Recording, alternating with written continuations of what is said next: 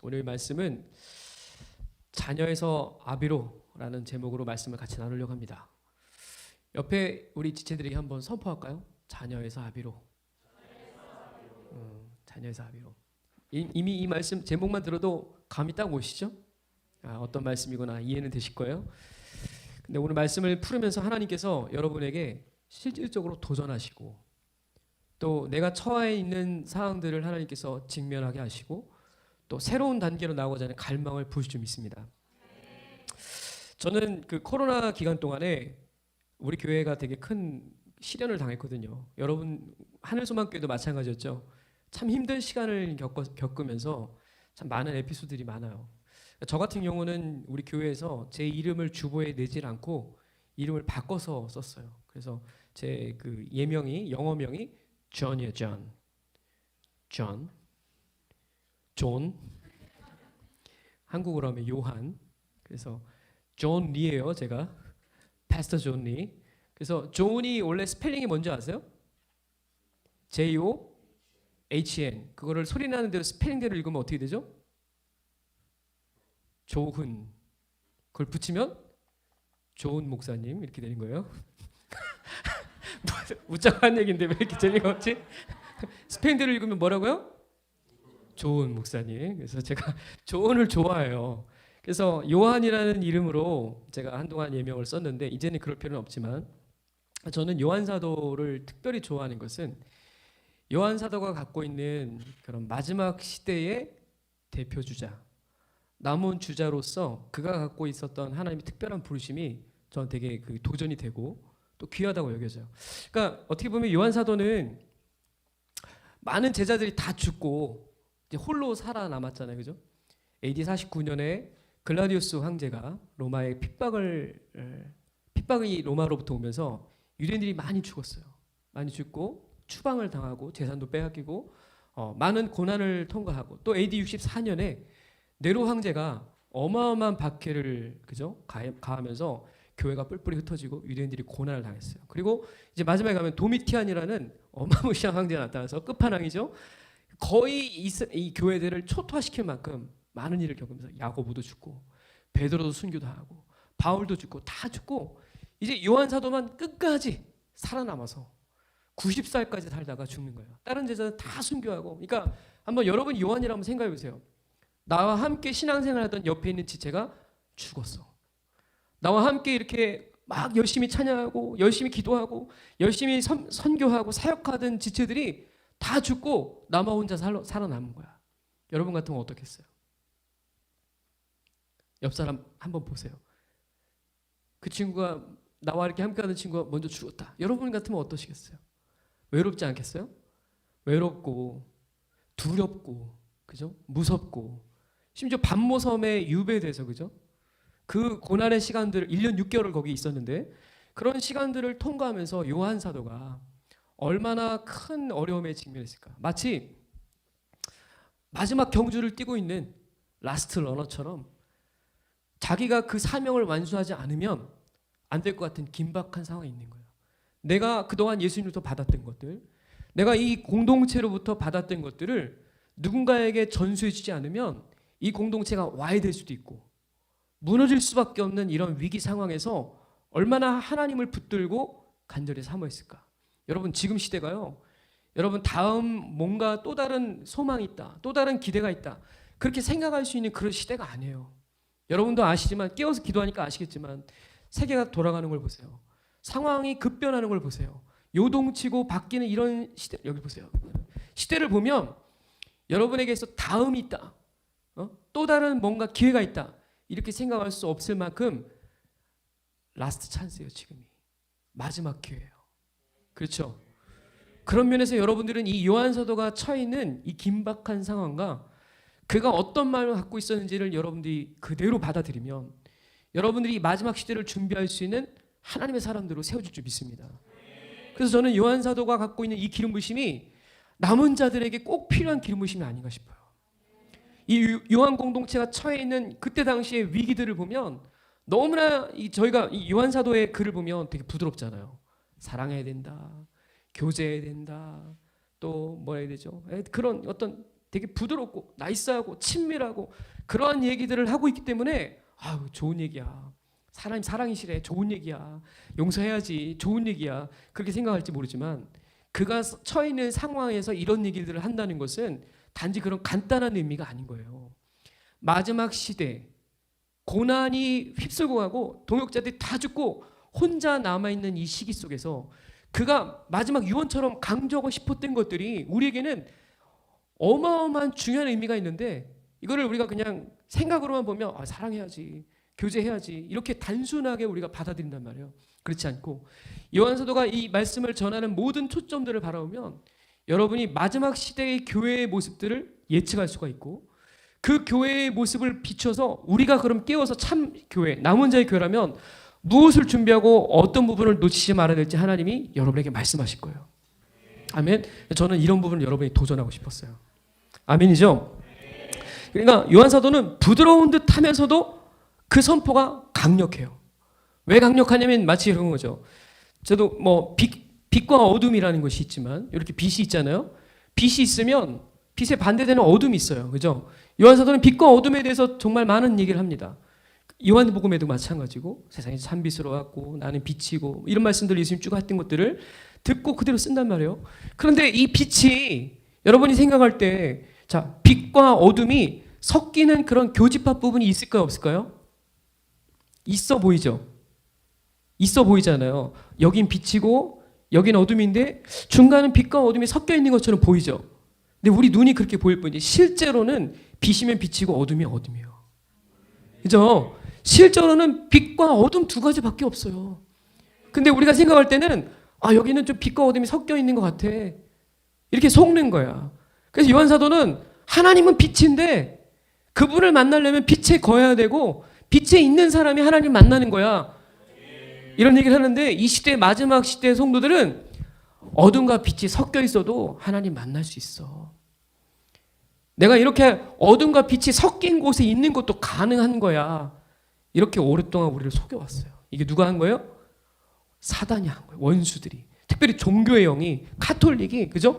빛 가운데 거하지 않으면서도 하나님은 만날 수 있어. 왜? 내가 눈으로 보니까 빛과 어둠이 섞인 부분이 있거든. 비슷하니까. 근데 엄밀히 보면 빛은 빛이고 어둠이 어둠이에요. 아멘? 그러니까 우리는 이 요한서의 말씀을 통해 뭘 봐야 되냐면 내 안에 섞인 걸 봐야 돼요. 내가 얼마나 빛과 어둠이 섞인 채 삶을 살고 있는지 그 안에 살면서도 하나님 만나는 게 가능하다고 속고 있는 것이 얼마나 컸던지를 봐야 돼요. 마지막 시대에 마지막 시대를 살고 있는 교회들이 처할 마지막 상황들이 다 이런 상황이야. 적절하게 믹스시켜서 섞어서 그 안에 있어도 난 하나님 믿어. 난 하나님 알아. 하나님 만났어. 근데 그분을 만난 증거들이 없고 그분과 교제하는 증거들이 없고 그분을 만난 변화가 없고 이게 마지막 시대의 모습이에요. 진짜.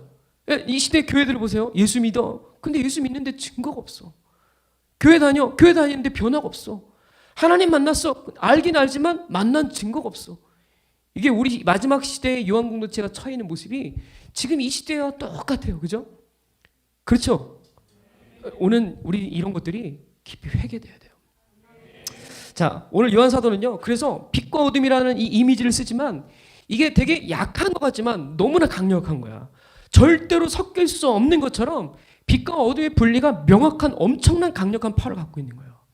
여러분이 이 말씀을 들으면서 내 안에 섞인 부분에 빛이 임할 때 어둠과 빛이 정확히 분리될 줄 믿습니다. 원래 진리라는 게 그래요. 진리는 적절히 섞여서 갈 수 있는 게 아니라 정확한 빛의 흐름에서만 진리가 들어오게 돼 있어요. 그러니까 여러분이 섞여놓은 것들이 오늘 분리되고 정확한 하나의 흐름에서 하나님이 일하신 분들이 있기를 주의 이름으로 축복합니다. 저는 이 교회에 와서 되게 감사한 게 뭐냐면 찬양부터 시작해서 말씀과 기도와 이 모든 것들이 하나의 흐름과 한 예배의 흐름 안에 있다는 게 감사해요. 그죠? 제가 많은 곳에 가봤지만 어떤 데는 정말 찬양은 찬양대로, 말씀은 말씀대로, 기도는 기도대로 이렇게 다 분리되어 있으면 하나님이 일하신 게 너무 많이 제한되는데 내가 보니까 이 교회가 하나님의 교회가 이렇게 하나님의 흐름 안에 세워져 있는 게 너무 감사한 거예요. 여러분 칭찬하는 거예요. 기뻐하셔도 돼요. 네. 웃고 있는 거죠? 항상 저를 쳐다보면서 얼굴로 공격하시는 분들이 있는데 속은 웃고 있는 거잖아요. 그죠? 웃는 거지? 웃는 그래 그렇게 웃어줘. 자, 그래서 요한 사도는요, 제가 보면서 저에게도 되게 큰 도전이 되고 깊은 회개가 돼요. 왜냐하면 요한 사도가 이런 말을 쓰거든요. 하나님을 안다. 하나님을 안다. 저는 하나님을 안다는 말하고 하나님을 알아서 그분을 만났다는 표현하고 좀 분리해서 이렇게 말하고자 하는 경향이 한국 교회에 되게 많거든요. 예를 들면 너 하나님 알아? 근데 아는 것과 만나는 건 달라. 이런 얘기를 해야 되잖아요. 그죠? 이 시대 현실이 그래요.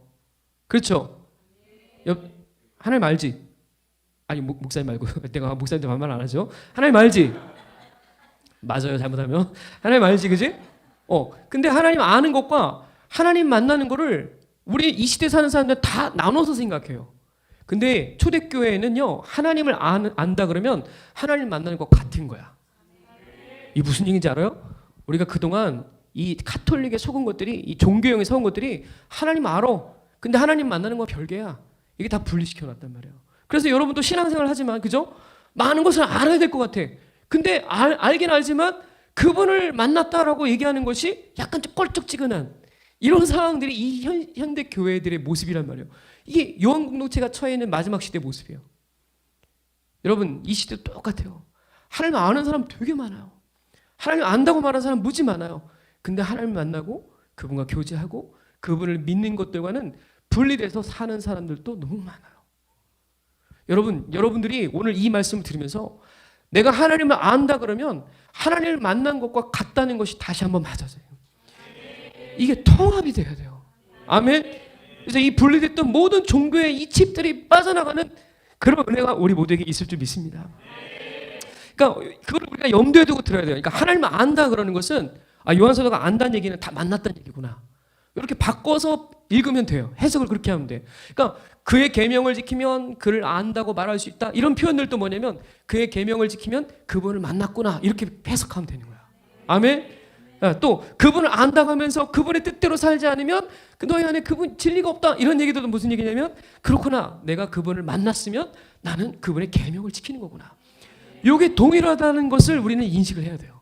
아멘이죠. 자, 그러니까 여러분 안에 요 소금 안 돼. 아는 것과 아는데 왜 이렇게까지 할 수 있어? 이렇게 생각하면 안 되고 알면 그분을 만난 거고 만나면 그렇게 할 수 있는 흐름이 이미 예수님이 다 만들어 놓으셨다. 이거를 먼저 믿고 시작해야 돼. 아멘이죠. 자, 그러니까 2000년 동안 속여왔던 이런 음녀의 역사들이 여러분 안에 생각보다 많아요. 자, 교회 20년 다녔어. 근데 그분을 만난 증거가 없어. 교회 40년 다녔어. 근데 그분을 만난 증거가 없어. 그런데도 나는 그분 받는다. 나는 하나님 자녀다. 나는 영광선 자녀다. 이렇게 속을 수 있는 가능성들이 우리도 모르는 사이에 여기 많이 들어온 거야. 이거 여러분 실질적으로 이게 분리돼서 보이면요, 여러분 회개가 안 될 수가 없어요. 자백하고 하나님 앞에 있는 그대로 내 자신의 실존에 대해서 회개하지 않고는 감당이 안 돼. 오늘 요한사도가 가진 이 강력함이 여러분 심령에 꽂힐 줄 믿습니다. 그러니까 사단은 항상 어떻게 우리를 속여왔냐면 이런 거예요. 교회는 다녀. 단 하나님만 만나지 마. 응? 하나님에 대해서는 알게 하지만 하나님을 알지 못하게 해야 돼. 이게 사단의 원수의 전략이에요. 또 매우 합법적이고 합리적인 어떤 새끼를 만들어 가지고 제대로 하나님 만나지 않아도 나이스하게 교회에서 신앙생활할 수 있는 문을 다 만들어 놓은 거야. 그러니까 원래 교회는, 초대교회는 다 하나님을 만난 사람들의 공동체야. 그죠? 근데 하나님 안 만나고도 신앙생활을 할 수 있도록 원수가 교회에다가 아주 나이스하고 멋있게 다 만들어 놨어. 지금도 우리 아빠 연주하고 찬양인도 하고 또 기도하고 교회를 섬기고 봉사해도 하나님 안 만나도 살 수 있도록 교회들이 문을 열어놨어. 여러분, 이게 마지막 시대 교회들이에요. 그러니까 우리는 그걸 뭘 봐야 되냐면 이게 원수의 전략이구나. 이게 사단의 전략이구나. 내가 하나님 만나지 않아도 신앙생활할 수 있게 만든 원수의 전략에 대해서 내가 속아왔구나. 이런 것들을 깨달을 때 여러분은 그것만 인식해도 실질적인 변화가 일어나는 거예요. 그게 오늘 여러분에게 하나님 도전하시는 말씀이에요. 오늘 1장 6절에 뭐라고 하냐면 1장 6절에서 이렇게 얘기하죠. 만일 우리가 하나님과 사귐이 있다 하고 어둠에 행하면 거짓말을 하고 진리를 행하지 아니한다 그랬어요. 그러니까 어둠에 거하면서도 빛에 속게 만든 게 사단의 역사예요. 원수는 내가 어둠 속에 있으면서도 빛과 섞일 수 있는 방법이 있어. 중간지대에 있으면 섞을 수 있어. 라고 속여온 게 사단의 합법적인 작전이었어요. 또 10절에도 뭐라 그래요? 만일 우리가 범죄하지 않으면 하나님을 거짓말하는 이로 만드는 것이다. 자, 그러니까 내가 죄를 회개하지 않아도 나는 죄는 없어. 이러한 일반적인 생각들이 오래 신앙생활한 분들 안에 너무 많아. 내가 회개할 게 뭐, 내가 그렇게 큰 죄를 졌어? 내가 유명한 죄를 짓지 않았잖아. 그러니까 회개라는 것에 대해서 좀 껄끄럽고 뭐가 특별한 날만 해야 되고 그러지 않으면 뭐 되게 위험한 이런 부담스러운 이런 말들로 우리를 인식하게 만든 거예요. 원수가. 또 2장 3절에 보세요. 2장 3절도 보니까 같이 읽어볼까요? 시작. 우리가 그의 계명을 지키면 그러니까 그 계명을 지켜야만 그를 만났다라고 얘기할 수 있는데 그분의 계명을 순종하지 않아도 하나님을 알 수 있다라고 만들어 놓은 거예요. 원수들이. 순종하지 않고 하나님의 말씀에 불순종하고 살아도 난 하나님 믿어. 이렇게 속여온 거야. 무서울 정도로. 그죠? 이게 뭐냐면 이게 요한 사도가 지적하는 기독교 이단이에요. 이게 영지주의야. 그러니까 마지막 시대 교회들은 이렇게 만드는 거야. 교회는 다니지만 순종하지 마. 하나님을 안다고 하지만 하나님 믿을 필요 없어. 교회는 나가도 하나님 안 만나도 돼. 그래서 내가 보면 많은 사람들이 하나님을 만났는지 안 만났는지 자기도 몰라. 그리고 만났다고 속지만 보면 증거가 없어. 이런 삶을 오랫동안 살면서 교회 20년 다녔으니까 야, 난 하나님 만났어. 근데 지금 안 만나잖아. 증거가 없잖아. 그러면 뭐 해야 돼요? 아, 내가 여전히 아이구나. 난 하나님 자녀지만 난 여전히 저 아이구나. 이걸 깨달아야 되는데 그게 아니고 자기가 아비라고 스스로 속게 만들고 내가 하나님 깊이 만났다고 착각하게 만드는 게 이게 원수의 전략이란 말이에요. 무서울 정도로 우리 이런 고리들이 지금까지 많이 역사해 왔어요. 근데 이런 것들이 요한 사도가 아주 냉철하게 이걸 보는 거야. 너희 그거 속으면 안 돼. 마지막 시대 교회 요한 공동체 너네 이것 때문에 속으면 안 돼. 니네가 지금 해야 될 것은 다른 게 아니야. 자백하고 그분 앞에 엎드리는 거야. 회개하고 내 모습 있는 그대로를 하나님께 내려놓는 거야. 그럼 주님이 다 인정해 주셔. 왜? 그분은 의로우시고 신실하셔서 우리를 보혈로 즉시로 회복하신다는 거야. 지금 요한 사도가 이 공동체에게 응원하고 격려하는 거야. 너희들 문제가 있어? 괜찮아. 그분 앞에 있는 그대로 그분이 주시는 말대로 고백하고 자백하면 너희를 다 깨끗하게 하신대. 모든 죄에서부터 자유케 하신대. 하나님이 우리에게 약속하신 거야. 나는 이 말씀을 믿습니다. 나는 어마어마한 죄를 졌던 죄인이고 나는 하나님이 기뻐하지 않는 자리에 오랫동안 있었던 사람이에요. 그런데 그분 앞에 나아가면 하나님은 언제든지 내 삶에 개입하시고 신실하게 나를 받아주시고 인정해 주시고 자녀라고 얘기하시고 자녀뿐만 아니라 모든 상속을 받는 상속자라고 말씀하시고 나는 그 아버지의 사랑이 오늘도 동일하다고 믿어요. 여러분이 이 하나님 앞에 무릎 꿇기만 하면 그분은 여러분을 있는 그대로 받아주세요. 오늘 이 요한 사도, 노사도의 이러한 절절한 하나님의 사랑의 초대가 여러분에게 임하기를 바라요. 여러분 저는 그 목사님 아까 잠깐 저에 대해 소개했지만 사실 저는 까마득하게 잊고 있었던 저의 과거였어요. 제가 공부를 그렇게 잘했나? 이런 생각이 잘한 거 아니고요. 좀 부끄러울 정도로 사실 서울대 정도 갔어요. 이래야 제가 좀 떳떳하게 여러 배 얘기할 것 같은데 사실 그런 거 그렇게 중요하지 않아요. 왜냐면 그러니까 아프리카에 갔는데 그 목사님 한 분이 저를 소개해 주시는데 그렇게 얘기를 하시더라고요. 한국의 생명사역에서 모든 사람이 다 아는 유명한 목사님이 왔다고. 그래서 내가 뭐 그렇게 유명해? 그리고 뭐 그게 그렇게 중요한 건 아니죠. 근데 되게 민망하더라고요. 왜냐하면 저는 그런 사람이 아니니까. 저는 이렇게 강사라고 얘기할 만한 그런 사람이 아니에요. 한 교회에서 그냥 조용하게 그냥 살고 있는 그런 사람이거든요. 근데 이렇게 목사님이 사진을 보내달라고 어제도 요청을 하셨어요. 그래서 제가 지나온 시간들에 사진을 쭉 검색했더니 다 놀러 다니는 사진밖에 없더라고요. 먹고 놀고 기뻐하고 즐거워하고 이런 사진밖에 없고 이런 사진 이거 간신히 찾았어요. 어제 우리 집사님 한 분이 찾아갖고 이걸 뽑아줬는데 그러니까 저는 대단한 사람은 아니에요. 그러나 한 교회가 무엇인지 알고 하나님 나라가 무엇인지 알고 그분의 진리로 사는 게 무엇인지 알기 때문에 하나님이 여기까지 인도하신 게 아닌가 해요.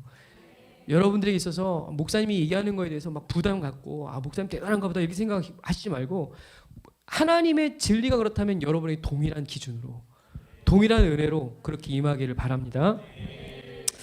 그래서 제 얘기를 잠깐 할까요? 네, 저는 이제 제 나이가 어떻게 되죠? 47. 제가 숫자에 약해서 제가 47이에요.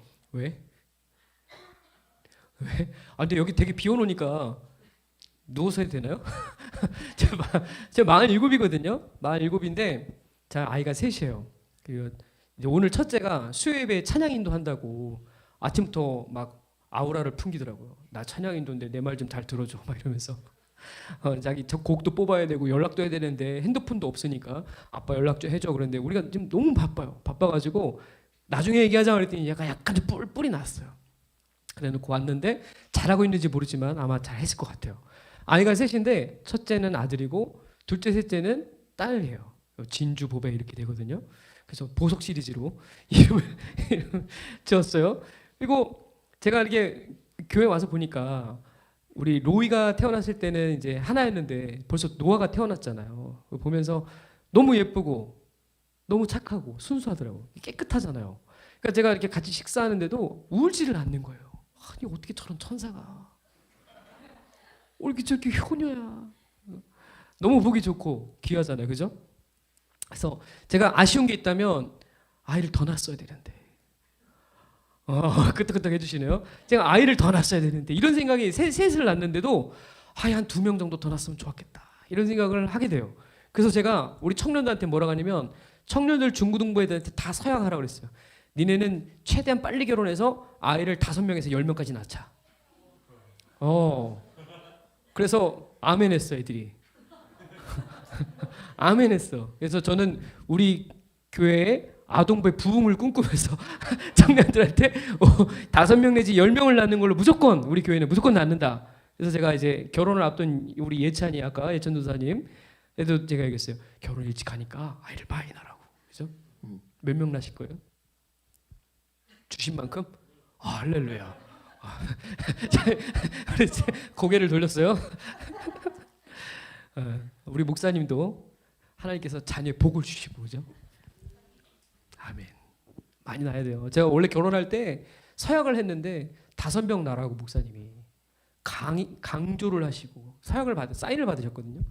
근데 저희가 셋째를 낳는데 너무 몸이 힘든 거예요. 우리 사모님도 약간 노산이었기 때문에. 그래서 찾아가서 목사님께 목사님 제가 이 서약을 지키기는 좀 어려울 것 같습니다. 이제 양해를 좀 발휘해 주시고 좀 이걸 좀 물르죠. 이렇게 하려고 하는데 어느 시점에 가야 될지 알 수가 없잖아요.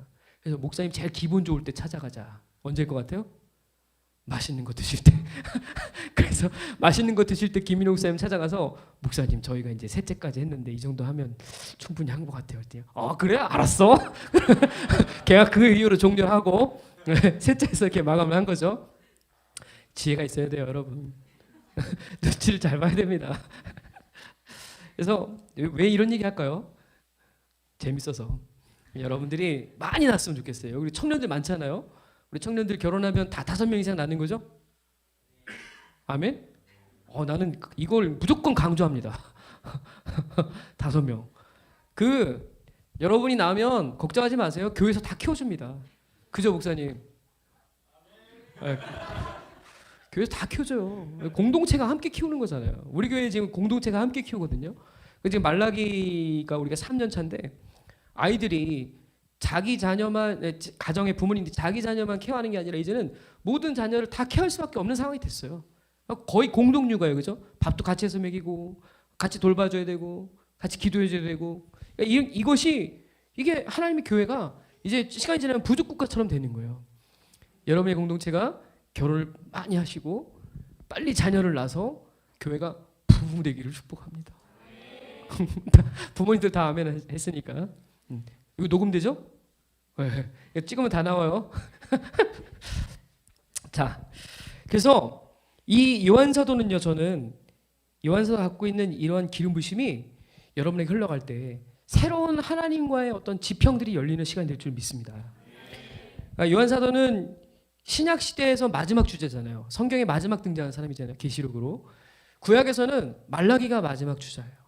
그래서 그 암흑기의 시간들을 이들이 갖고 있던 이 기름 부으심과 하나님의 사명을 통하여서 마지막 그 암흑기를 쭉 그 도도한 하나님의 흐름을 이어갔던 사람들이에요.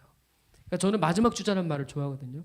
우리가 이 레이싱을 할 때, 이어달리기를 할 때 마지막 주자는 어떤 사람이 뛰냐면 열심히 빨리 달릴 수 있는 사람을 세우잖아요. 그죠? 제일 힘든 사명이에요. 그러나 그들에게 영광이 있어요. 그죠? 그들이 그 승부를 결정 지을 때 하나님의 엄청난 상급이 있어요. 여러분들이 마지막 이 달려야 될 시기들은 어떻게 보면 제일 어려운 시간이야. 그러나 여러분들이 이 마지막 주자로서 이 사명들을 감당할 때 모든 피날레 시간에 이 상급과 하나님의 영광이 여러분에게 있는 거예요. 이 마지막 주자의 영광이 여러분에게 있길 바라요. 그러니까 저는 달리기를 되게 못하는 사람이지만 마지막 주자들이 그 받는 그 감동을 우리 모두가 다 알았으면 좋겠어요. 아멘이죠. 그리고 이 요한서가 갖고 있는 특별한 기름 부으심이 여러분에게 흘러갈 때 마지막 남은 자로서의 사명, 하나님 부르심 이런 것들이 새롭게 세워질 줄 믿습니다. 당시 시대를 보면요, 외부의 공격이 굉장히 컸어요. 로마에 이런 핍박도 있었고, 또 그때 당시에 반유대주의, 유대인들에 대한 이 반대하는 사상들이 컸고요.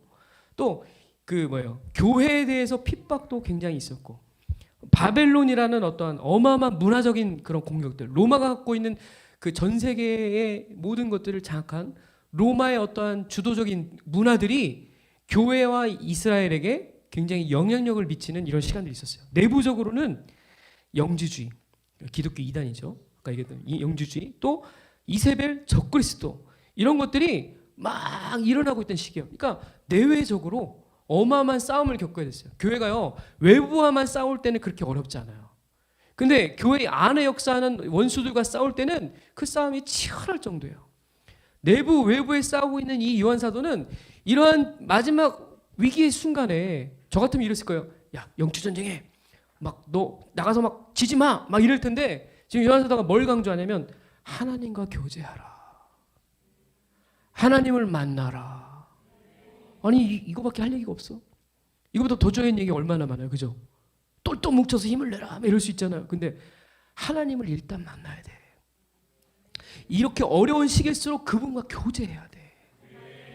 이렇게 마지막 시간일수록 하나님을 정확히 만나야 돼. 이런 얘기를 하고 있어요. 왜 이런 얘기를 할까요? 그가 처해 있는 상황, 그가 앞에 있는 그 공동체의 위기들을 보면서 다른 걸 진단하지 않고 진짜 이 공동체가 해결해야 되고 우선적으로 해결될 문제는 모두가 하나님을 만나는 거야. 그런 얘기를 하는 거예요. 나는 우리 교회도 그렇고 모두가 한 교회에 있는 지체들이 다 하나님을 만나야 된다고 믿습니다. 그리고 한 번의 만남이 아니라 계속 만나는 거예요. 그분과 계속 교제하는 거예요. 이것이 마지막 시간에 가장 중요한 하나님의 일하심입니다. 이 만남이라는 것은요, 어떻게 보면 하나님과 우리가 처음 사귀는 시작이죠, 그죠? 그리고 그것은 만남이라는 것은 이례적인 사건이 아니라 계속적인 사건이고, 그렇기 때문에 이 만남이 전부예요, 전부. 하나님과 우리의 사이에 있는 전부예요. 자, 내가 그 사람과 만나지 않는데 교제할 수 있어, 없어요? 없어요. 만나야 교제할 수 있잖아요, 그죠? 만나야 사귈 수 있고, 만나야 닮아갈 수 있고, 만나야 그가 뭘 기뻐하는지 뭘 싫어하는지 알 수 있잖아요, 그죠? 그죠? 그러니까 하나님과 만나지 않은 사람들은 그분이 뜻이 무엇인지 알 수도 없고, 그분이 뭘 기뻐하는지 뭘 싫어하는지, 이게 죄인지 이게 의인지 이게 하나님 명령인지 이게 하나님의 초청인지 아무것도 몰라요. 그래서 어리석은 결정과 어리석은 생각과 어리석은 말들이 내 안에서 움직일 수밖에 없는 이유는 바로 그거 문제 하나예요. 하나님을 만나지 않기 때문이에요. 하나님만 만나면 걱정할 게 없어요.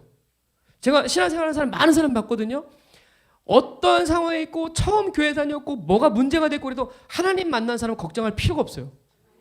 전혀 걱정이 안 돼요. 왜? 하나님 만나고 있으면 그분이 다 알아서 하니까. 근데 제일 걱정인 사람이 뭔지 아세요? 교회 오래 다니고 많은 일하고 열심히 하는데 하나님 안 만나는 사람은 뭘 해도 걱정돼. 진짜 그래요. 여러분이 하나님만 잘 만나고 있다면 사실 저 같은 사람도 필요하지 않아요. 제대로 하나님 만나고 있다면 누구도 걱정할 일이 없어요. 나는 이 공동체가, 여러분 하늘소망교회가 모두가 하나님 만나길 바랍니다. 그분과 강하게 충돌해야 돼요. 내가 갖고 있는 내 흐름과 내 자존심과 내 뜻과 내 계획들이 다 산산조각 날 만큼 그분과 충돌이 일어나야 돼요. 성경에 나온 사람 보면, 성경에 없는 사람, 또 예수님 만났던 사람 중에 자기 인생이 변화되는 사람 한 사람도 없었어요. 그분을 만나고 그분을 만난 증거가 없이 그분을 만났다고 얘기한 사람 한 사람도 없었어요. 그분을 만나면 반드시 다 그 증거들이 있었어요. 분명한 증거들이 있었어요. 그분과 교제하고 만나고 있는 특징들이 그 삶에 있어요. 그게 뭔지 아세요? 오늘 여기 뭐라 하냐면, 일단 그분을 만나면 기쁨이 있대. 1장 4절에 뭐였어요? 우리가 이것을 쓰면 우리의 기쁨이 충만하게 한다 그랬어요. 하나님을 만난 사람은 특징이 뭐냐면 기뻐할 수 있다는 거예요. 아멘. 왜? 그분을 만나는데 우울하고, 그분을 만나는데 슬프고, 그분을 만나는데 복잡하고 그럴 수가 없다는 거예요. 일단 하나님과 교제하고, 여러분이 하나님을 만나고 있다면 모든 복잡한 일도 심플해지고, 모든 근심 걱정도 그분께 맡기는 거고, 내가 절망했던 것도 회개하면서 하나님의 위로로 세워지고, 이게 하나님을 만나는 사람의 당연한 특징이야. 그죠? 그러니까 그런 사람이 기뻐하지 않을 수가 없는 거야. 여러분에게 기쁨이 살아나야 돼요. 아멘. 하나님을 만난 증거 첫 번째, 기뻐한다는 거야. 옆 사람에게 기뻐해야 된다. 하나님 만난 증거 첫 번째 기뻐하는 거예요. 그죠? 아멘. 맛있는 거 먹을 때 기뻐하고, 드라마 볼 때 기뻐하고, 세상 재밌는 거 할 때 기뻐하고, 그게 아니라 하나님 만나는 그 기쁨이 원래 믿는 사람들에겐 가장 좋은 기쁨이에요. 이거 없이 우리가 무슨 쾌락을 느끼고 무슨 즐거움을 느끼겠어요. 일단 하나님 만나서 기뻐한다 그러면 그 사람은 모든 일을 이길 수 있어요. 아멘이죠? 그리고 또 두 번째 증거가 뭐예요? 하나님과 이런 만남이 있는 기뻐하는 사람들은 죄를 짓지 않는다는 거예요. 아멘이죠? 자, 2장 1절 같이 한번 읽어봐요. 시작. 나의 자녀들아, 내가 이것을 너에게 쓰면 너희로 죄를 범하지 않게 하려 함이라. 만일 누가 죄를 범하여도 아버지 앞에서 우리에게 대언자가 있으니 곧 의로우신 예수 그리스도시라. 자, 그러니까 이 하나님의 교제 안으로 들어가서 또 공동체 교제 안에 속해 있는 사람들은 일단 변화가 뭐냐면 죄로부터 점점 분리된다는 거야. 여러분들이 삶이 그렇게 되고 있다고 믿습니다. 그러니까 처음에는 죄를 지을 수 있어요. 연약하니까 실수할 수 있어요. 실패할 수 있어요. 그러나 성장할수록 죄가 무엇인지 알고 죄로부터 분리되는 게 하나님을 만난 사람들의 특징이야. 옛날에는 수동적으로 내가 이 죄를 졌어, 그리고 회개해 그랬는데, 이제는 성장은 어떻게 되냐면 이게 죄잖아, 나 이거 안 해. 이게 죄인데 나 이거부터 분리. 이런 적극적인 죄로부터 이기는 모습들이 예수님을 만나고 그분을 아는 사람들은 자연스럽게 생겨지는 DNA. 이게 좀 덥지 않으세요, 여러분? 안 덥습니까? 저는 약간 여러분들이 더우신 것 같은데. 자, 그래서 감사합니다. 제가 어릴 때 약한 부분들이 되게 있었거든요. 특별히 사람에 대해서는 실족을 한다거나 상처를 잘 받는다거나 이런 것들이 있었단 말이에요. 그런데 하나님을 만나고 계속 그분의 위로를 받고 그분의 성품을 배우다 보니까 이게 남은 자들 만드는 물된 동산처럼 변화되기 시작하면 상처받지 않는 심령이 되는 거예요. 그러니까 죄를 내가 얼마든지, 야, 죄가 너 미워해. 그러면 예전에는 제가 그랬어요. 제가 나 미워해? 두고 보자. 나도 쟤 미워할 거야. 이런 마음이 끝까지 올라왔거든요. 근데 그게 죄인지 몰랐어요. 근데 어느 시간 되니까 이게 죄라는 사실을 깨닫고 나니까 이거는 내가 선택해야 될 분량이 아닌 거야. 미워하면서 하나님을 만날 수가 없는 거야. 그러면서 어떤 마음이 생기냐면, 야, 이게 내가 죄구나. 하나님이 싫어하시는 거구나. 그걸 깨닫고 나니까 미워하지 않기 위한 삶의 방향들이 제 안에 계속 만들어지는 거죠. 그러면서 적극적으로 죄로부터 분리되는 삶이 되니까 성품이 남들을 미워할 수 없는 심령으로 변화시켜가는 거예요. 뭐 내가 노력해서 그런 게 아니라 하나님을 만나면 하나님께서 그분의 성품을 우리 안에 이렇게 만들어 가세요. 그러니까 여러분들이 신앙생활 하면서도 계속 뭐 하나님을 만난다고 하면서도 합법적으로 누구를 미워한다. 가능할까요? 근데 이게 가능하게 만든 게 원수의 역사예요. 원수의 작전이야. 나 교회 다니는데 난 저 사람 미워. 교회 다니는데 얘랑은 말 안 할 거야. 이런 미움의 역사들을 만들어 놓고 가능하게 만든 게 원수들이에요. 그러니까 내가 어둠 속에 있으면서도 빛 대신 하나님을 만난다고 스스로 속게 만드는 거야. 그죠? 교회 20년 다니면서도 쟤랑 안 만나. 그래서 말 안 하고 사는 사람들이 이 시대 교회들이 많아요. 우리 교회는 여기는 없죠, 그죠? 그러니까 내가 미워하고 있다 그러면 첫 번째 문제가 뭐냐면 내가 하나님 지금 못 만나는 거야. 내가 누군가를 미워한다 그럼 나는 하나님을 지금 그분을 정확하게 만나지 못하고 있는 상태인 거죠. 이게 요한 사도가 우리에게 도전하는 거야. 네가 진짜 하나님 만나고 있니? 요한 공동체 이 증거를 좀 보여봐. 네가 정말 빛 가운데 있고 그분을 만나고 있어? 그러면 일단 자백하는 거, 회개하는 게 너의 모습이야. 여러분에게 도전이 됩니까? 이게 부딪힙니까? 이런 말씀들이? 그러니까 귀를 바짝 여셔야 돼요. 그러니까 저도 예전에는 나 쟤 미워할 수밖에 없는 이유가 있어. 쟤 꼰대거리고 말도 안 듣고 쟤 표정 나 보면 안 좋아. 쟤 맨날 나 보면 그냥 인사도 잘 안 받아. 그럼 미워할 수 있잖아요. 그죠? 근데 그것이 죄라는 사실이 내가 모를 때는 나 쟤 미워할 만한 이유가 몇 가지가 돼. 내가 쟤를 싫어할 만한 이유가 너무 많아. 그런데 하나님을 만날 때마다 그것이 죄라는 것이 인식이 되기 시작하니까 너무 그 죄를 또 범하면서 산다는 내가 너무 부끄럽고, 그죠? 절망하고, 나는 하나님 아는데 왜 내 죄를 미워할까? 절망하고, 왜 내가 죄를 미워하면서 이렇게 살면서도 가능하다 속을까? 또 절망하고, 이런 삶을 계속 살다 보니까 내가 너무 나 미치겠는 거야. 나 하나님 믿는 사람 맞아? 나 교회 다니는 사람 맞아? 나 정말 예수님 아는 거 맞아? 이런 고통이 제 안에 너무 많이 차는 거죠. 그래서 도저히 견딜 수가 없어서 무너지기 시작하는 거야. 나는 쟤 사랑하려고 그러는데 사랑하지가 않아. 난 쟤를 용서하고 싶은데 용서할 수가 없어. 이런 마음들이 오랫동안 있다 보니까 제가 뭘 깨달았냐면 이게 내 힘으로 안 되는구나. 내가 할 수 있는 부분이 아니구나. 그러면서 뭘 하는 거예요? 자기 자신을 포기하기 시작하는 거예요. 그때가 바로 하나님의 인격이 만들어지는 시간이에요. 내 인격으로 사랑하고 내가 품고 그게 아니라 하나님의 인격이 나를 만들어가. 나는 저 사람 못 사랑하는데 내 안에 계신 하나님이 그 영혼을 사랑하게 만들어. 그러니까 그런 사랑을 자꾸 받아들이니까 내 안에 뭐가 만기냐면 하나님의 형상이 만들어지죠. 그런 시간을 보내보면 어떻게 되겠어요? 내가 변화되기 시작해요. 옛날엔 쉽게 미워했고 쉽게 절망했는데 하나님 만나다 보니까 사랑하는 사람으로 바뀌고 용서하는 사람 바뀌고 하나님의 성품이 자꾸 들어오고 이것이 여러분 하나님을 만나는 증거들이에요. 여러분 누군가를 미워하고 있다면 다른 것보다 하나님을 만나셔야 돼요. 아멘. 자, 오늘 이 요한 사도는 그런 증거들을 쭉 얘기를 합니다. 또 뭐라고 했냐면 미워하는 것은 하나님을 만나지 못한 증거라고 했고 또 그의 계명을 지키는 것은 제가 순서를 좀 바꿨지만 자 보세요. 2장 3절에 보니까 같이 읽어봐요. 아까 읽었죠? 다시 한번 읽어요. 시작. 우리가 그의 계명을 지키면 이로써 우리가 그를 아는 줄로 알 것이다 그랬어요. 자, 안다는 표현을 뭘로 바꿔야 된다고요? 만난다. 그러니까 그의 계명을 지킨다는 것은 그것을 보니까 그 사람은 저 하나님을 만나고 있구나. 이걸 안다는 거야. 그러니까 한마디로 얘기하면 그분의 계명을 지키기 위해서 내 안에 있는 진리가 낙태당하지 않는 거야. 자, 원수를 사랑하라 그랬어요. 그 진리를 받고 하나님의 말씀을 계속 보호하는 사람은 원수를 미워하겠어요? 안 하겠어요? 안 하죠. 그런 사람들이 바로 하나님을 만나는 증거가 있다고 하는 거예요. 근데 나는 수많은 미워할 수 있는 이유를 가지고 저 영혼을 미워해도 돼라고 생각하게 만드는 것이 내 안에 있는 진리를 낙태시키는 거예요. 그죠? 그게 어떻게 가능해? 하나님 만나는데 이게 불가능한데 이것을 가능하게 만든 것이 마지막 기독교 이단이라는 거예요. 기독교 이단. 그죠?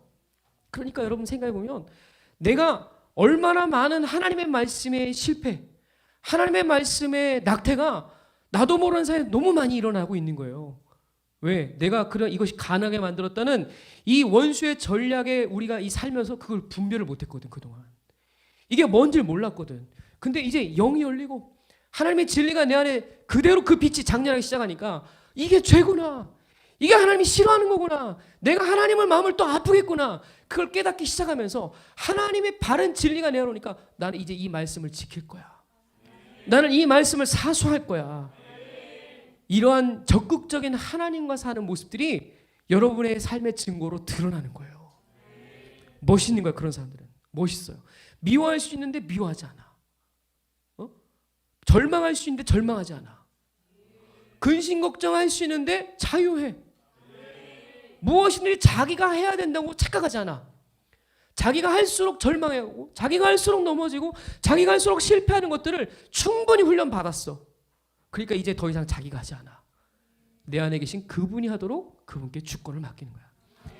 이게 성장하는 사람들의 모습이에요.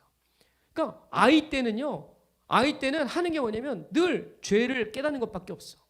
자, 오늘 본문의 말씀에 보니까 12절 보세요. 자, 같이 읽습니다. 시작. 자녀들아, 내가 너에게 쓰는 것은 너희 죄가 그의 이름으로 말미암아 사함을 받았으며. 자, 여기 보면 티피컬한 어떤 구문들이 있어요. 뭐냐면 내가 누구에게 쓴다. 자, 첫 번째는 나는 자녀들에게 쓴다. 그렇게 얘기해요. 자, 그 다음에 또 두 번째, 나는 아비들에게 쓴다. 그리고 세 번째, 나는 청년들에게 쓴다. 그리고 독특하게 아이라는 단어를 또 쓰죠. 나는 아이들에게 쓴다. 이 말을 두 번을 반복을 합니다. 자, 자녀들에게, 아비들에게, 청년들에게. 또 두 번째 할 때는 자녀들에게, 아이들에게, 그 다음에 아비들에게, 청년들에게. 그러니까 세 부류를 이렇게 이름을 두 번을 쓰면서 반복을 해요. 왜 그러냐면, 그러니까 그 공동체에 그런 부류들이 있었기 때문에 그래요. 어떤 부류들은 자녀의 단계에 있어요.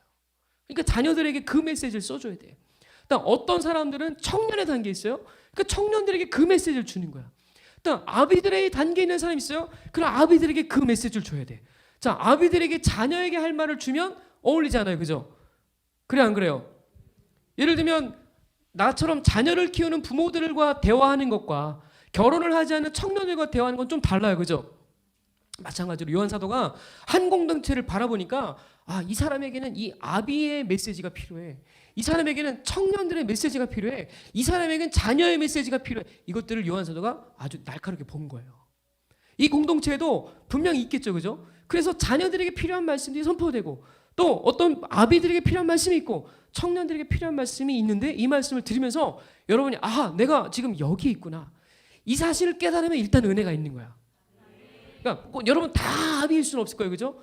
그러나 여러분이 그것을 깨닫고 내가 비록 자녀 있다 할지라도 그것을 하나님 앞에 인정하고 자백하면 하나님이 즉시로 성장하게 하시고 자라게 해서 결국 어디까지 이르게 하세요? 자녀 아비까지 이르게 하시나요?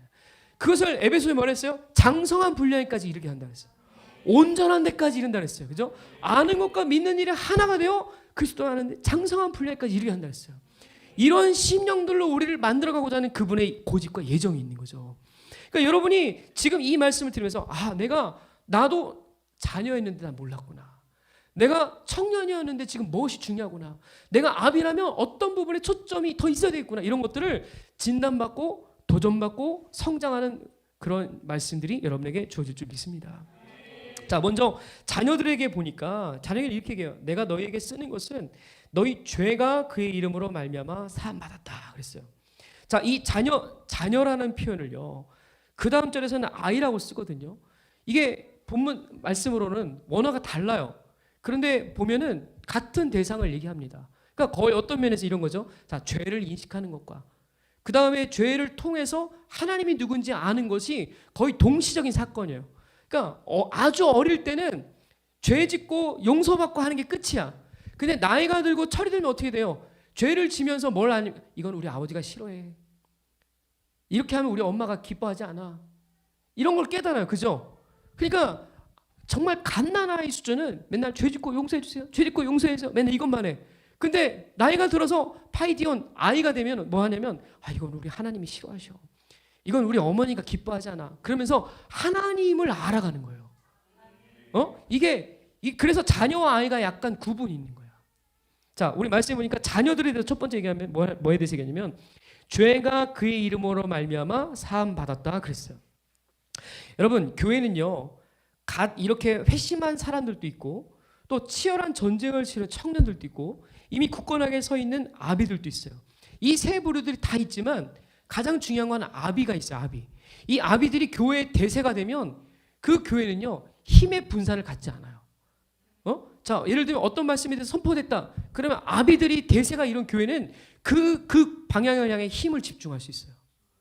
근데 자녀들이 많은 교회는요, 힘에 집중이 안 돼요. 늘 분산돼. 오합지졸이 되는 거야. 하나님의 자녀가 됐다는 것만으로도 특별한 일이고 귀한 일이에요. 그런데 우리는 자녀가 아니라 어디까지가 되냐면 그분의 아비의 단계까지 성장하는 거예요. 아멘. 그러니까 여러분, 교회를 다니고 그분을 만나고 자녀가 되는 건 하나님과 사면서 기초야, 기초. 아멘. 자녀가 되게 특별해요. 하나님의 자녀가, 난 하나님의 백성이야. 이거 특별하지만 이게 끝이 아니란 말이에요. 자녀가 된 것은 죄를 회개할 수 있는 분량은 있어. 그러나 그걸 넘어서서 아이가 돼서 뭐 해야 돼요? 죄에 대해서 깨닫고 아버지가 누군지를 이제 알아야 돼. 그 단계까지 가서 뭐 그분의 인격을 닮아가는 거예요. 자, 그러니까 죄를 짓고 회개하고 죄를 짓고 회개하고 이건 자녀들 사이에서는 가능한 일이지만 아이가 되면 여기서 머물지 않는다는 거죠. 그러니까 어떤 면에서는 이 죄를 인식하는 게 어려운 사람도 있어. 자, 예수님 믿지 않는 사람은 담배 피는 거 죄로 여기 안 여겨요? 죄로 여기지 않아요. 예수 안 믿는 사람은 술 마시는 거 죄로 규정받아요, 안 받아요? 안 받아요. 근데 여러분은 예수님 믿고 그분을 만났기 때문에 담배 피면 내 안에 성령께서 뭐라고 해요? 너 그거 죄야 라고 얘기하잖아요. 그죠? 예? 죄에 대해서 규정을 해주신단 말이에요, 그분이. 그러니까 이 교회 갓 나온 사람들은 담배 피면서도 이게 뭐 죄야, 이건 문화야 이렇게 얘기한단 말이에요. 너무 자연스럽게 나왔나? 그런단 말이죠. 그러니까 이게 얘기해도 너 그거 죄야, 너 그거 분리해야 돼 이렇게 얘기해도 에이 무슨 말이야, 다 아는데 이렇게 얘기한단 말이야. 죄인지 아닌지 몰라. 근데 하나님의 일단 자녀가 되면 뭐에 대해서 아냐면 이게 죄야 라는 사실을 알게 돼요. 하나님의 자녀가 됐다 그러면 이거 죄야 라는 사실을 인정하는 거야. 그러니까 처음에 우리가 하나님을 만난 기초 단계에서 받는 게 뭐냐면 죄에 대한 인식이야. 그러니까 여러분 항상 교회 나와서 절망하죠, 그죠? 나 또 죄 지었어. 그거 하지 말아야 돼. 또 실수했어. 이러면서 죄에 대해서 날마다 규정받는 게 신앙의 거의 첫 번째 모습이에요, 그죠? 그러면서 뭐 하는 거야? 절망하잖아요. 맨날 죄만 져. 맨날 이렇게 맨날 실수만 해. 맨날 이렇게 막 골치 아픈 것만 내가 맨날 저질러. 이러면서 자기들은 절망을 하는 거예요. 그렇죠? 여러분 그런 시간 다 있었죠? 한순간에 다 아비 되셨어요? 한순간에 막 죄를 다 통과하고 막 한 번에 다 의인이 됐습니까? 물론 믿음으로 우리가 의인이 되죠. 그러나 그것은 실질적인 우리의 변화가 아니에요. 일단 그분이 인정하신 거예요, 그죠? 너 의인이야 이렇게 인정할 뿐이에요. 그 칭의라고 하죠. 인정하는 거야. 그러나 그걸 통해 뭐 하는 거야? 죄를 깨닫고 날마다 그분을 회개할 때마다 진짜 의인이 되어가는 거예요. 아멘이죠? 그러니까 이런 과정을 통해서 내가 죄를 졌지만 자, 예배, 기도, 또 뭔가 하나님과 교제 이런 시간을 통해서 이 죄를 규정받을 때마다 여러분 뭐 하냐면 너 또 구원받았어. 나 죽을 수밖에 없는 또 구원받았어. 이걸 체험하잖아요, 그죠?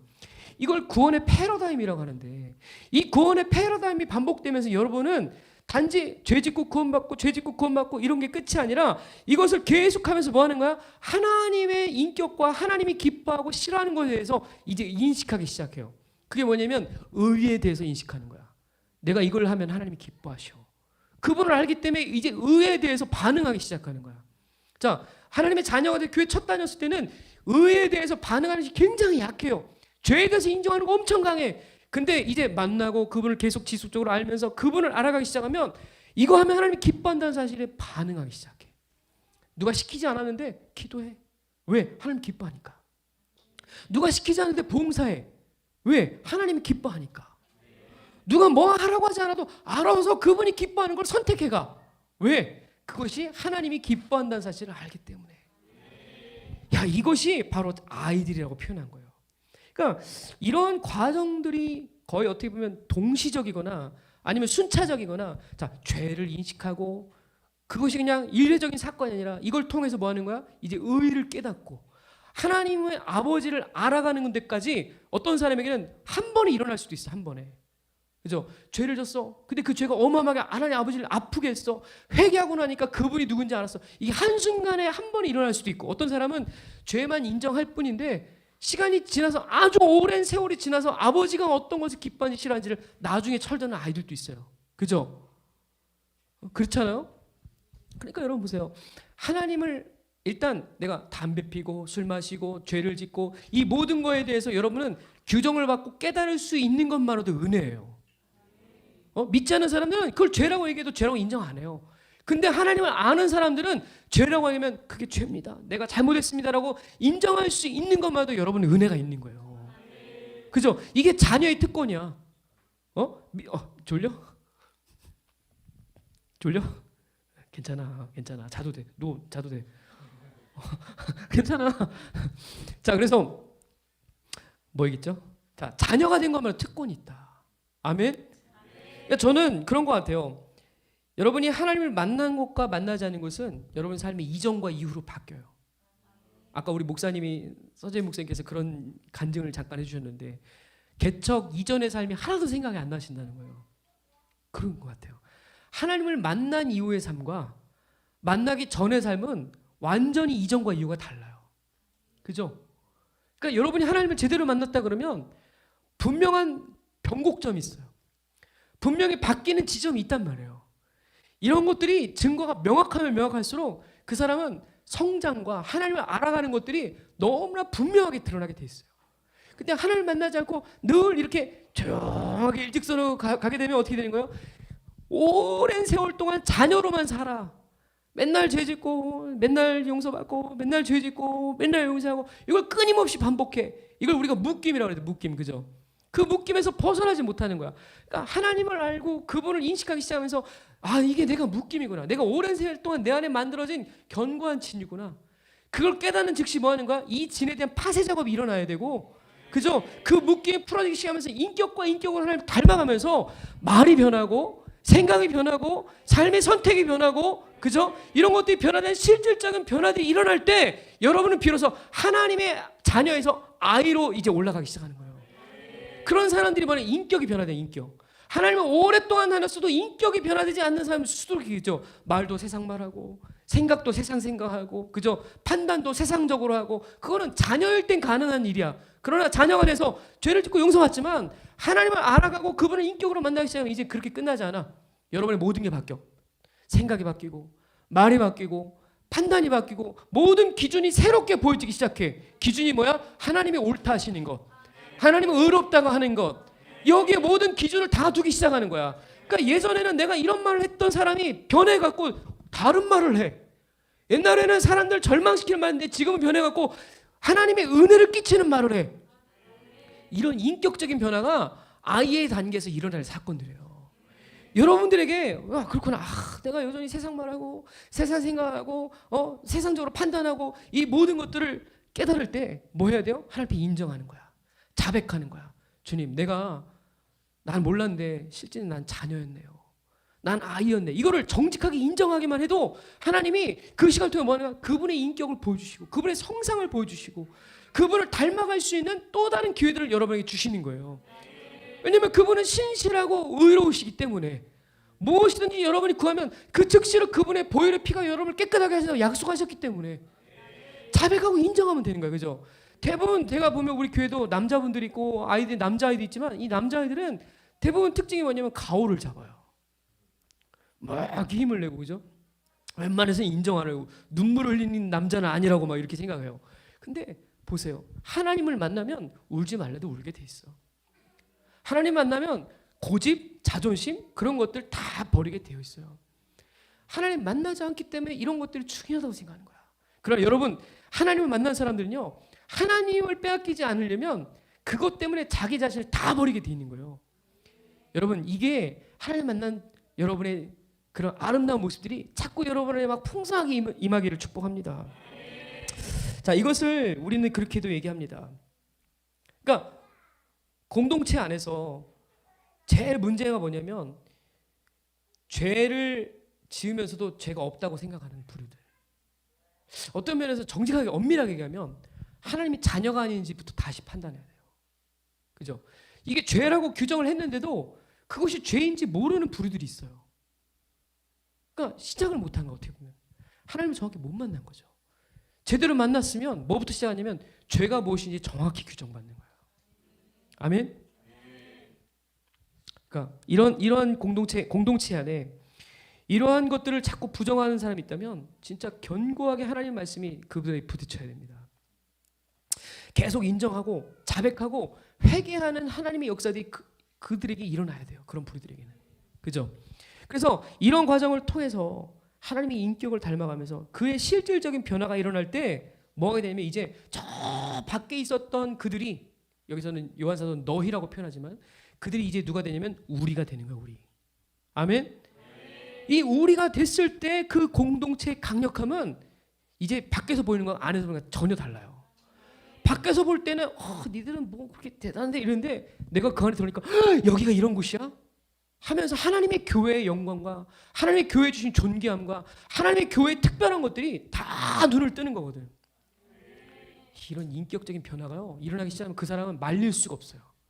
멈춰지지가 않아요. 여러분 예배 드릴 때 보니까 하나님 향해 달려가잖아요. 그죠? 이 달려가고자 하는 열정을 누구도 막을 수 없어. 하나님으로 살고자 하는 갈망을 아무도 막을 수가 없어.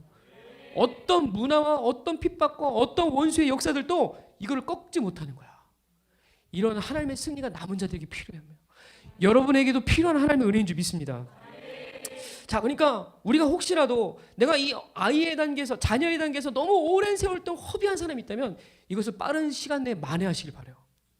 내가 여기서 머물지 않고 청년의 단계로 성장해야 되겠다. 아멘. 또 여기 끝나는 게 아니라 이제 아비의 단계로 일어나야 되겠다.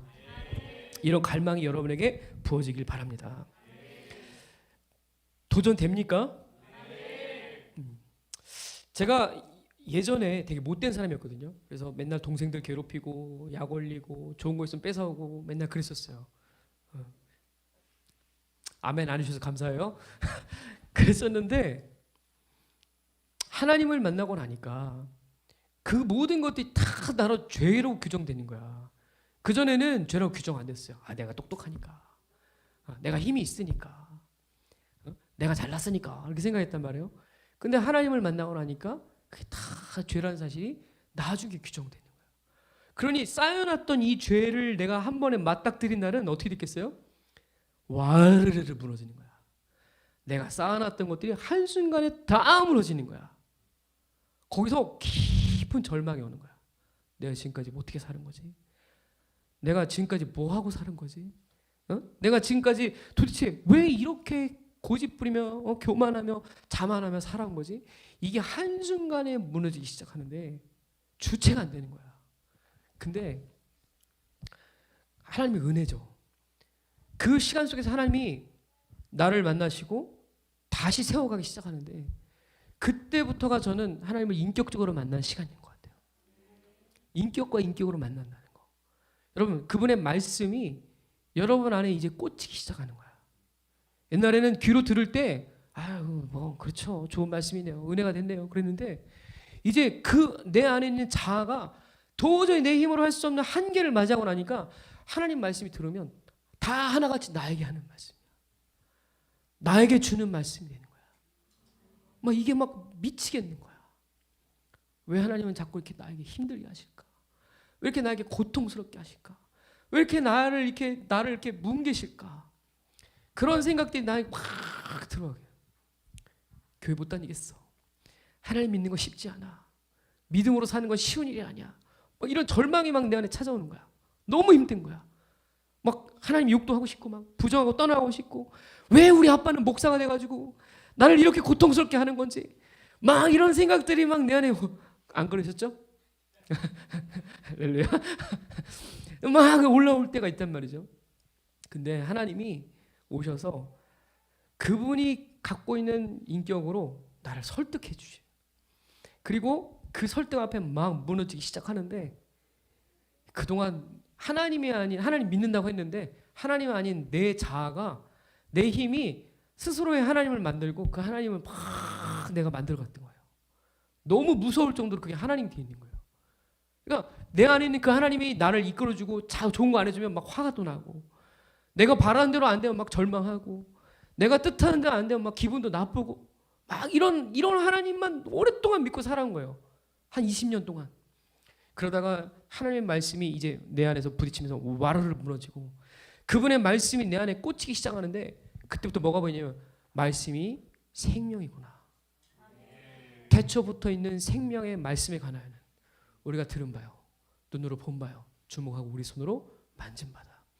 그 생명의 말씀이 내 안에 꽂히기 시작하는데 살아서 나에게 말씀하시는 인격이 돼서 오시는 거예요.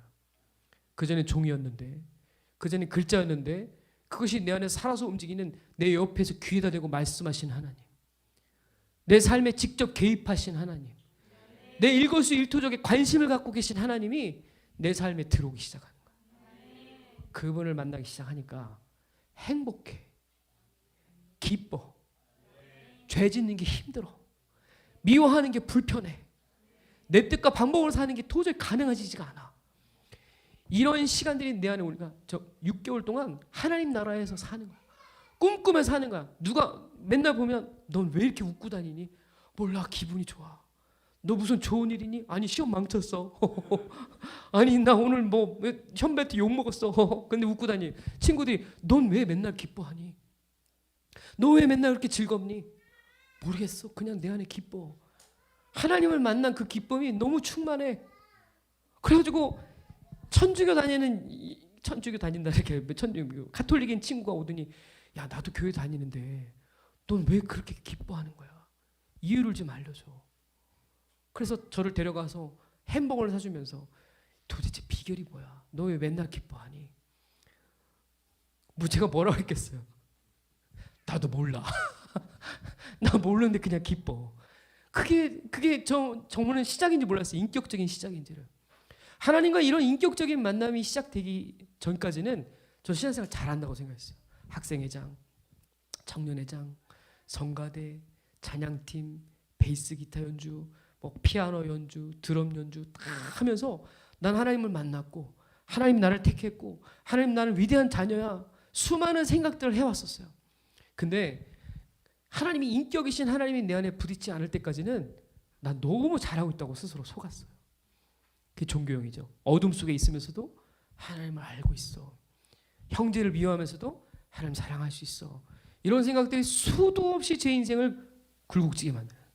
잘하지 못하게 하고 끊임없이 아이로 살게 하면서 늘 죄짓고 절망하고 죄짓고 절망하고 용서해 주세요. 잘못했어요. 용서해 잘못했어요. 맨날 이 생활을 반복하게 한 거야. 근데 하나님의 말씀이 내 인생에 꽂히기 시작하니까 새로운 세계가 열리기 시작하는데 그 세계는 히브리서 11장에 있는 말씀처럼 하나님의 말씀으로 지어진 세계야.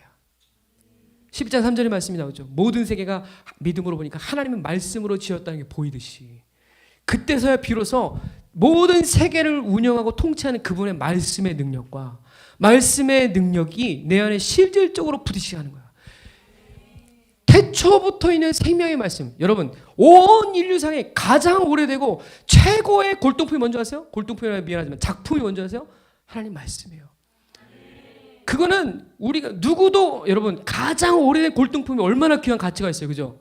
선사시대 골동품 어마어마한 가치가 있죠. 그러나 우주가 시작되기 전부터 있었던 하나님의 말씀을 우리가 듣고 보고 만졌다? 여러분이 그런 존재라는데 그 말씀이 내 안에서 역사한다는데 그 말씀이 내 안에서 낙태되는 것을 하나님이 얼마나 안타까우신지 몰라요. 여러분, 하나님의 말씀이 여러분에게 인격적으로 여러분 심령을 놓고 하고 마음을 놓고 하고 내 자녀야 이걸 좀 회개하자. 내 자녀야 나와 함께 일어나자. 내 자녀야 네 안에 나의 빛이 있는데 이 빛을 발산해 주지 않겠니? 하나님이 여러분에게 이 말씀하실 때 맞아요 주님 용서해 주세요. 성장하고 싶어요. 하나님 닮아가고 싶어요. 변화되고 싶어요. 인격적으로 주님을 만나고 싶어요. 이런 갈망이 여러분에게 막 일어났으면 좋겠어요. 저는 목회자지만 신앙생활에서 제일 행복할 때가 언제냐면 성도들이 말씀 앞에 무릎 꿇고 그 말씀 앞에 고꾸라지고 말씀을 들으면서 반응하고 말씀 때문에 기뻐하고 말씀을 들으면서 하나님이 일하시는 것들을 느끼는 사람들을 보면 너무 감격스럽고 너무 행복하고 그죠?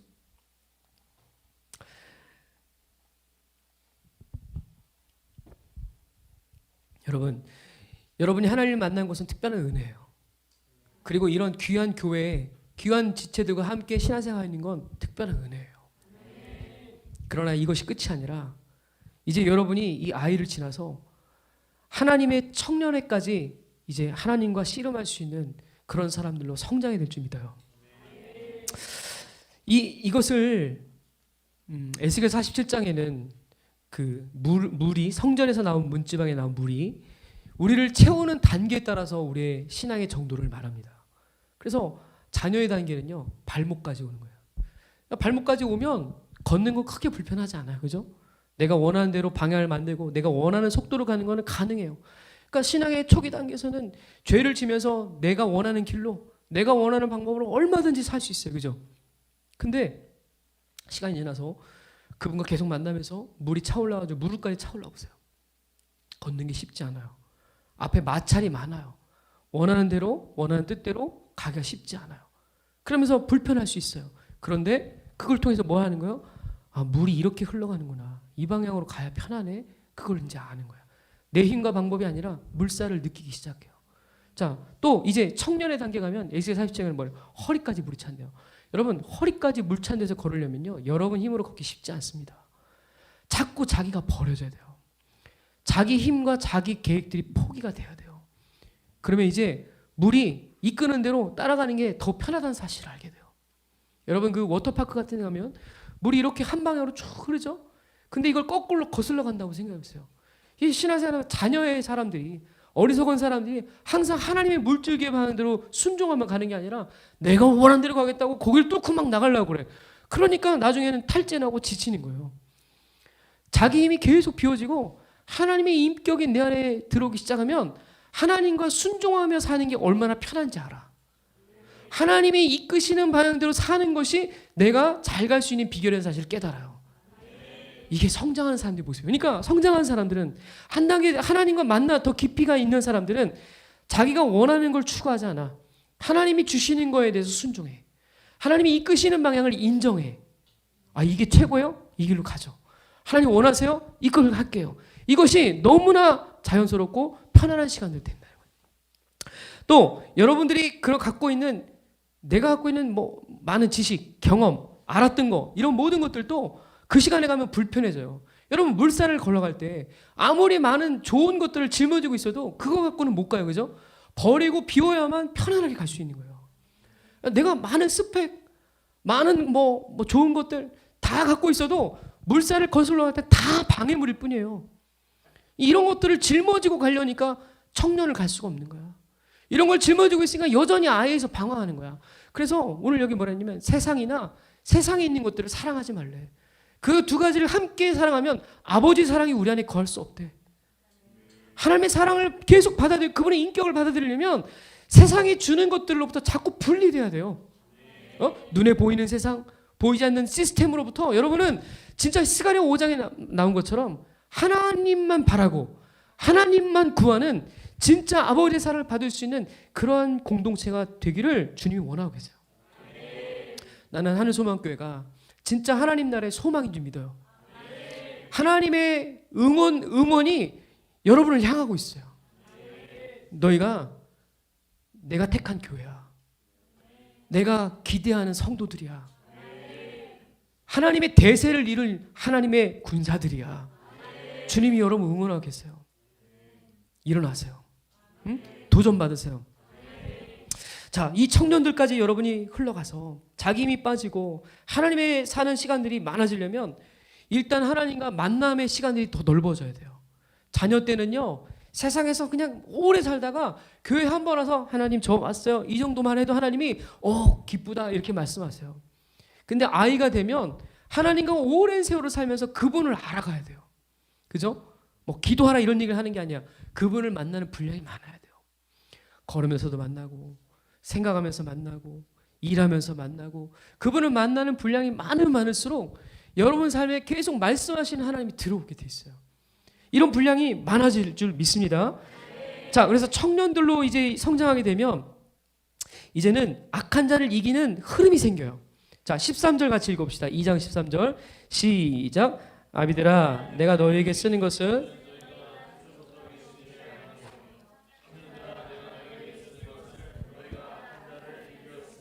아멘. 자, 청년들까지 가는 것도 이 시대 교회는 흔한 흐름은 아니에요.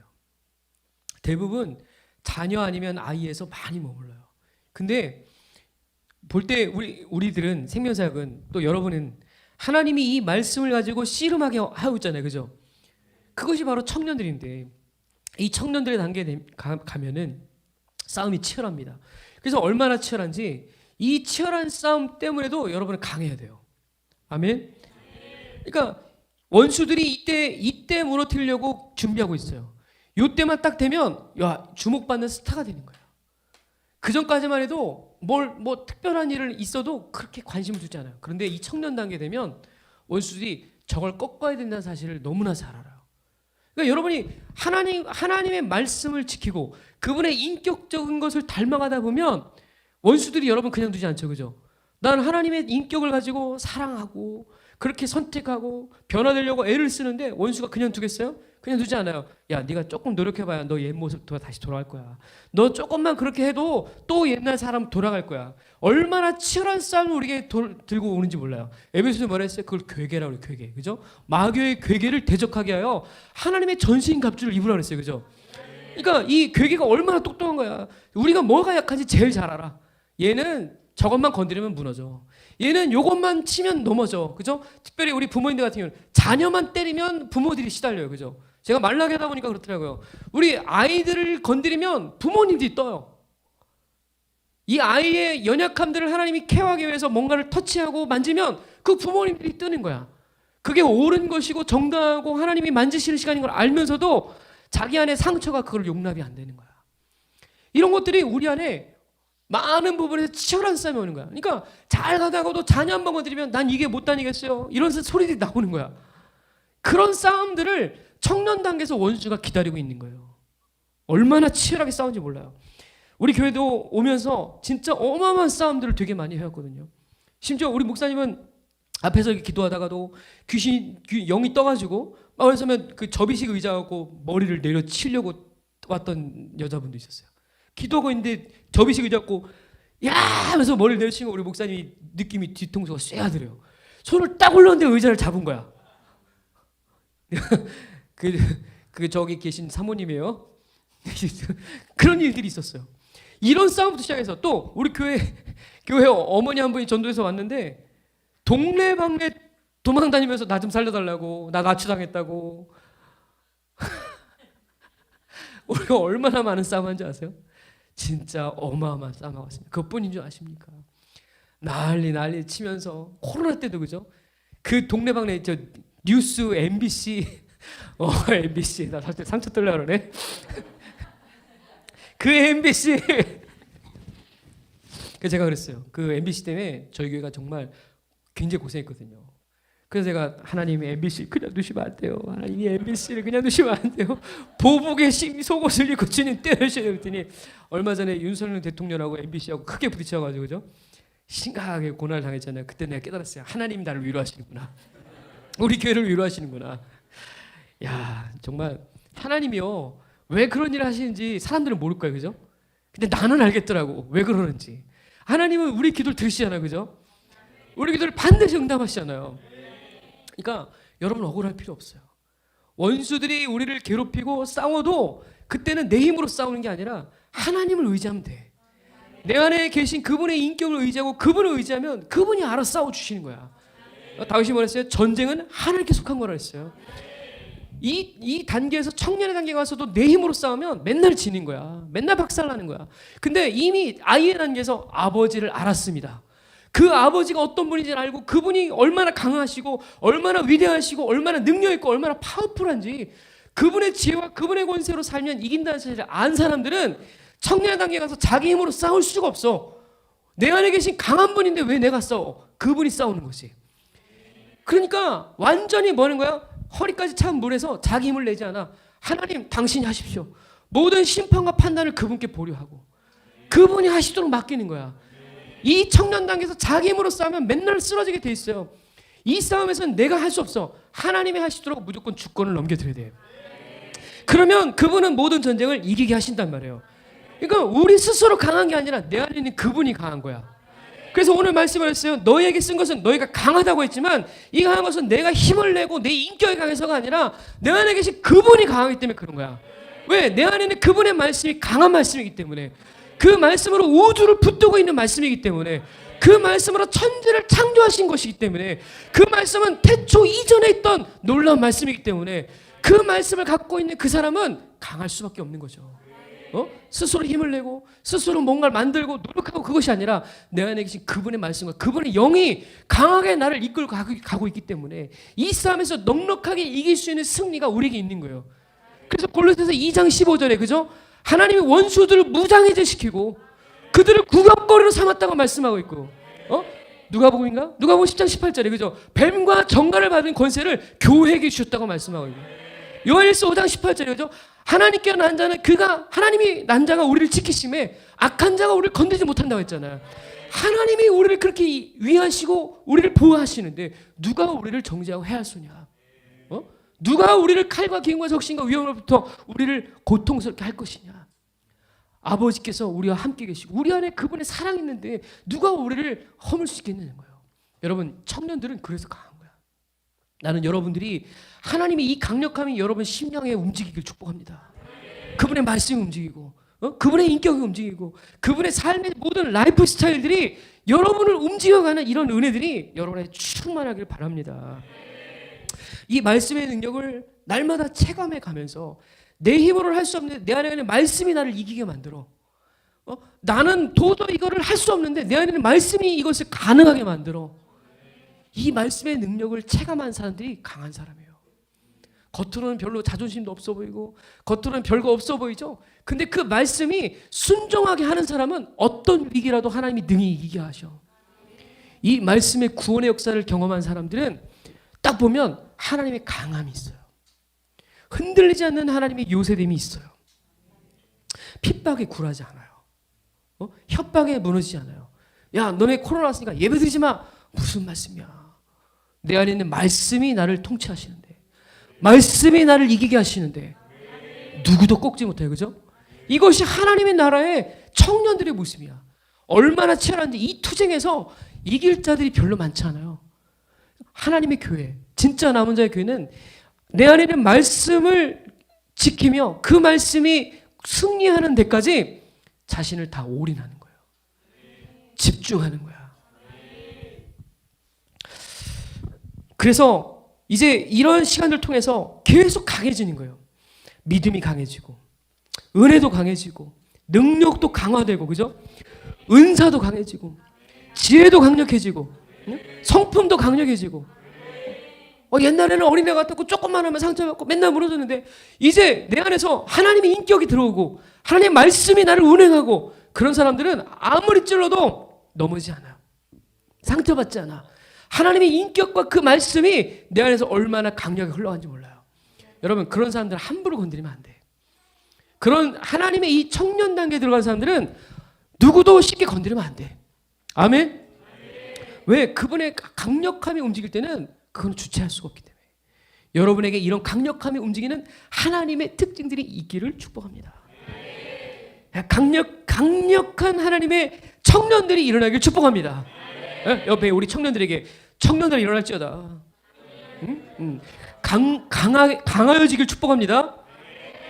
스스로 강한 것이 아니라 내 안에 있는 그분의 말씀이, 그분의 영이 우리를 강건하게 세우기를 축복합니다. 그러니까 진리대로 산다는 건 어떻게 보면 너무 단순해요. 그죠? 뭐 앞뒤 고려하지 않아. 뒷일을 내가 판단하지 않아. 이렇게 하면 위기가 올 텐데요. 이렇게 하면 문제가 될 텐데요. 이렇게 하면 큰일 날 텐데요. 말마. 진리가 원해. 내 안에 계신 그분이 원해. 그러면 다른 걸 계산하지 않는 거야. 그러니까 어떻게 보면 약간 또라이야. 어떻게 보면 약간 그냥 탱크 같아. 그죠? 뭐 아무 생각이 없는 것 같아. 근데 그들이 승리하는 거예요. 그들이 이기는 거야. 많은 생각한다고 이기는 게 아니라 내 안에 있는 진리가 나를 운행해 갈 때 그 사람들은 날마다 이기는 거야. 그러니까 내가 보면 그래요. 저렇게 하면 될까? 근데 하나님이 하시더라고. 저렇게 하면 될까 싶은데 하나님이 이기게 하시더라고. 우리는 이런 시간들을 자꾸 맞이하면서 진리가 이기도록 여러분 삶을 자꾸 그분의 말씀 앞에 굴복시켜야 돼. 그러면 위대한 승리가 여러분을 기다리고 있어요. 이 시간에 승리하면 여러분에게 주어지는 영광의 깊이와 넓이가 달라. 아멘. 그러니까 그 시간은 절대로 여러분이 갖고 있는 것들이 올라오면 그걸 밟아야 돼. 그것이 나를 또 이끌어가려면 그걸 눌러놔야 돼. 모가지를 밟고 뭘 네가 하려고 그래. 하나님 하셔야 돼. 이 강력한 하나님의 선포가 여러분에게 막 흘러와야 돼. 그러면 막 여러분 안에 사자와 같은 담대함이 어디서 나오는지 모르겠는데 그 말씀이 여러분에게 흘러나오는 거예요. 나는 이 공동체가 그렇게 될 줄 믿습니다. 자, 마지막으로 아비들에 대해서 볼 건데, 이 아비들을 fathers, 아비들이라고 표현했는데 나이에 따라서 아비들이라고 했느냐? 그렇지 않습니다. 신앙을 오랫동안 신앙생활에 연륜이 깊느냐 이거에 따라서 아비라고 했냐 그것도 아니에요. 뭐가 아비냐면 하나님과 교제 분량이 깊이 계속적으로 온 사람들을 아비라고 얘기했어요. 그러니까 어떻게 보면 나이가 어려도 아비일 수 있어요. 아멘. 교회를 처음 나오다 이렇게 표현할 수 있겠지만 별로 겉으로는 아니지만 하나님을 계속적으로 만나고 있는 사람들은 분명히 하나님이 아비라고 말씀하세요. 그래서 이 시대 교회는 그렇게 얘기하지 않잖아요. 그렇죠? 20년 다니면 뭐 직분 주고 30년 다니면 직분 주고 그러잖아요.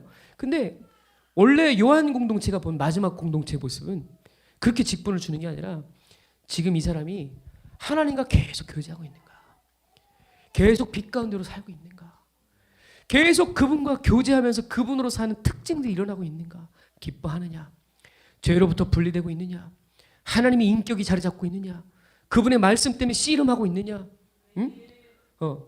그런 모든 것들이 좌백하고 있느냐, 회개하고 있느냐, 이 모든 것들을 가지고 그들이 합이다.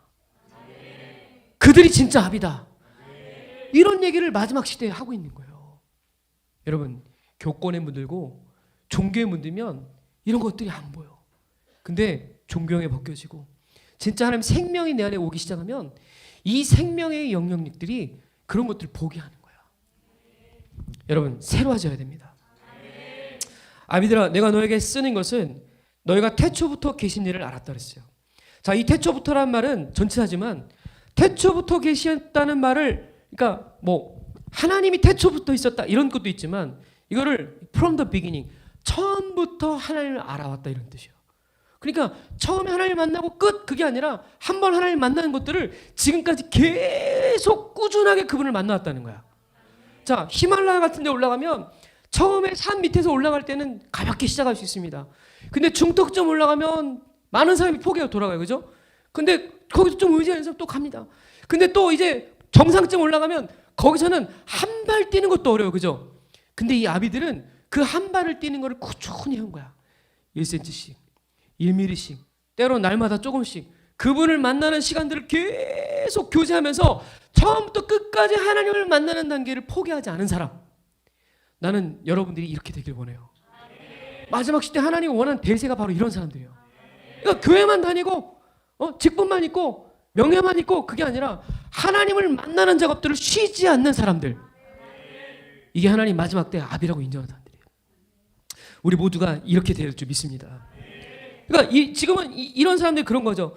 죄를 인식하는 것이 예민하고, 이게 하나님 기뻐하지 않으셔. 그분의 인격을 받아들이고 끊임없이 회개하면서 내 안에 생명에 대한 반응들이 계속 일어나는 사람들, 더 이상 내 생명으로 살지 못한 하나님의 생명이 나를 이끌어가는 것들이 무엇인지 아는 사람들, 내 안에 하나님 말씀이 태풍치고 있는 것들을 경험하고 있는 이런 아비들을 주님이 원하신다는 거예요. 응? 옛날에는 내가 모든 것이 중심이었어. 근데 그게 아니라 하나님이 모든 것들을 이끌어가시는 그것이 무엇인지를 경험하는 사람들을 하나님이 원하신다는 거예요. 이게 바로 이제 아비들이에요. 나는 모두가 여러분들이 아비가 될 수 있길 원하고 거기까지 이르려는 것이 하나님의 영광의 차원인 줄 믿습니다. 여러분, 진리로 살다 보면 우리 안에 막 넘어질 때도 있어요. 요동할 때도 있어요. 힘든 시간들이 있어요. 그러나 그 시간들을 지나서 그 시간을 마저도 하나님과 교제하며 싸우는 사람들은, 꾸준히 그분과 교제하는 사람들은 어디까지 하냐면 정상까지 가는 거예요. 그리고 아무도, 자 보세요, 정상에 있는 사람들은 뭐가 보입니까? 모든 땅 밑에 돌아가는 일 다 보여요. 그죠? 그러니까 아비가 되는 거예요. 멀리 볼 수 있고 많은 것을 볼 수 있고 많은 것에 대해서 준비할 수 있는 거예요. 근데 아비가 되지 않은 사람들은 항상 중턱에서 보고 이게 다인가 봐, 산 밑에서 바라보면서 맨날 이게 전부야, 이거밖에 못 보여. 여러분이 하나님과, 자 지금까지 왔던 이런 모든 과정들을 하나님과 계속 이어오면서 그분과 만남의 자리에 올라오면 어디까지 하면 정상에 올라서 이 세계가 하나님 말씀으로 지어졌고 하나님이 통치하고 계시고 그분이 움직이는 것들을 비로소 정상에 가야 하늘이 보이는 거고, 그 정상에 가야 땅이 흘러가는지 아는 거고, 어떻게 아는, 그것이 이제 그때서야 알아지는 거예요. 그러니까 우리가 영적으로 아이와 자녀이면서 이게 맞지 않아요? 이건 저게 맞아요? 늘 그렇게 판단하고 하지만 그거는 모르는 거야. 진짜 어디까지 가야 돼?